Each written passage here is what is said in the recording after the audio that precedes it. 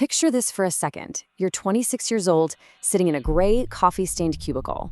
You are secretly checking an email about a tiny logistics software firm you bought as a side project for 40,000 bucks. Your manager walks right past you, completely oblivious, and as you read the term sheet, your hands just go cold.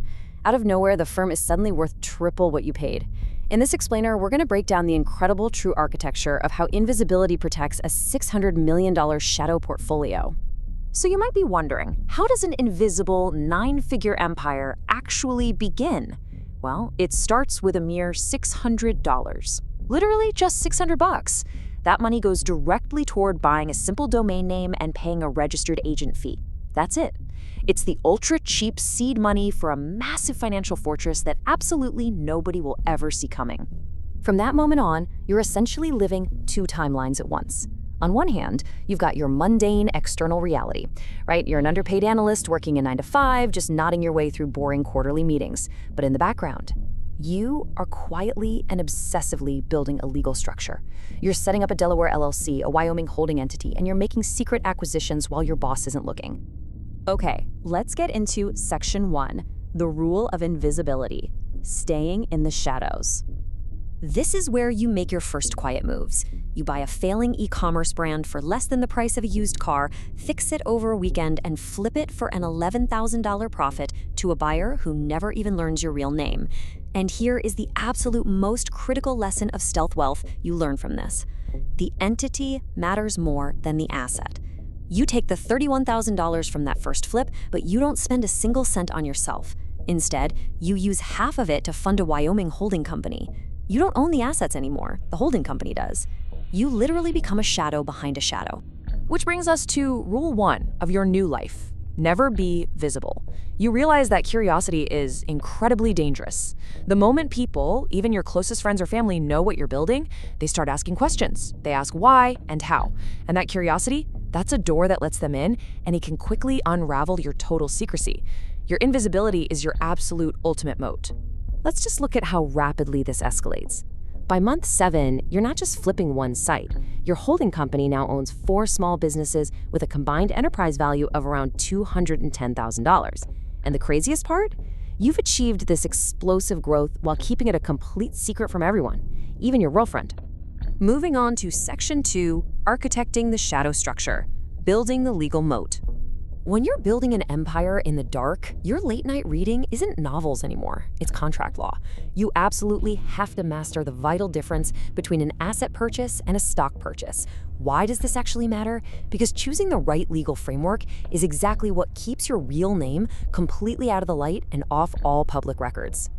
Turns out, defensive paperwork is your greatest weapon.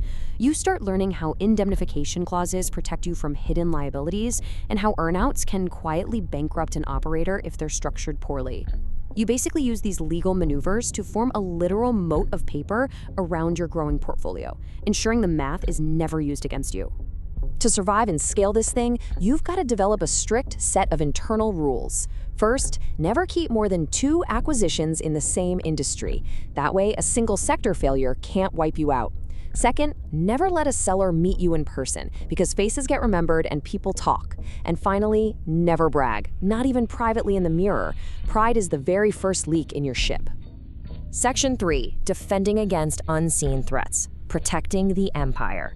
The stakes get very real when a nervous 50-year-old seller demands more money after a deal is already closed. He actually threatens to expose your holding company's registered agent.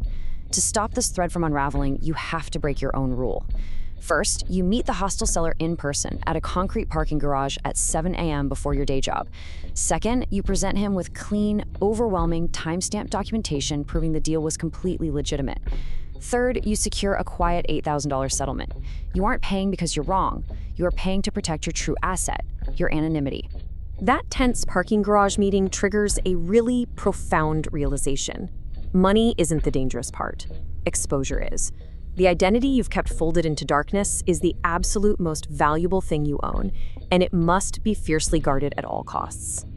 All right, Section 4, scaling behind the mask, moving to 7 figures. Heading into month 11, your holding company crosses 7 figures on paper. You quietly quit your day job with a standard 2-week notice, spinning some story about wanting to freelance. Nobody suspects a thing. So why are you still driving that broken-down car with a check engine light on?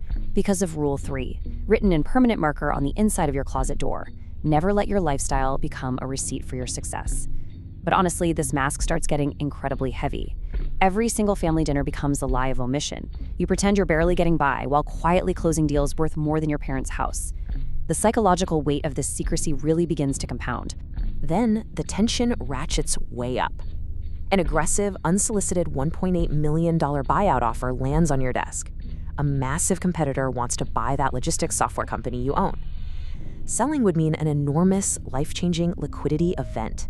But it also means immense danger. So how do you handle it without stepping into the light? First, you actually reject the full $1.8 million buyout. Why? Because selling means intense paperwork, due diligence, lawyers, and exposure. Instead, you cleverly counter with a $400,000 minority licensing deal negotiated entirely through an intermediary. This is a genius move because it keeps you totally invisible while you retain absolute operational control. This right here is the definition of explosive, invisible scaling. From $210,000 at month 7 to $2 million by month 14, to crossing $9 million in enterprise value by month 18. At this point, you finally buy a modest house for yourself using untraceable funds. But to maintain the illusion for everyone else, you still drive the same old car and wear the same 3 sweaters. Finally, Section 5, the ultimate price of power. Uncomfortable truths. Around month 22, the paranoia sharply sets in. An investigative blogger who covers mystery holding companies as a hobby starts asking questions publicly. Worse, someone in the comments starts connecting dots to your registered agent. You consult a lawyer, paying in cash equivalents, of course, and he gives you a haunting assessment. He says the exposure risk is minimal but not zero. That single sentence haunts your showers for 11 days. You suffer elevated heart rates and sleepless nights as you realize your entire stealth empire is balanced on a razor's edge of anonymity. To fix this leak, you drop $80,000. But this isn't for a luxury car or a vacation. That money goes entirely toward legal fees to restructure. You build a deeper umbrella entity, adding an even cleaner layer of paper between you and every single asset. You ensure that blogger will never find the real you. The blog post eventually goes live, gets about 4,000 views, and absolutely nobody in your real life ever sees it. Just look at the sheer diversity and immense scale of this empire by month 28. It's staggering. 19 total businesses. You got software tools, logistics platforms, niche e-commerce brands, and even a stake in a regional bank. It's a $480 million enterprise value, completely built and controlled by a phantom who has never appeared on a single company document. Fast forward to month 31, and a private equity group offers $62 million to acquire your entire holding structure. The target they are trying to buy is a massive, complex corporate architecture. But the reality? It's just you, sitting in your apartment, known to friends and family only as the quiet one who does something with computers. So you're sitting in the dark, staring at a combined balance of $600 million that doesn't even feel real. And it leaves us with this incredibly powerful question. If you could build an empire the entire world never saw coming, is the invisibility the real fortune, or is it the loneliest price you'll ever pay for power? Let that sink in. Thanks for joining me on this explainer, and keep asking the right questions.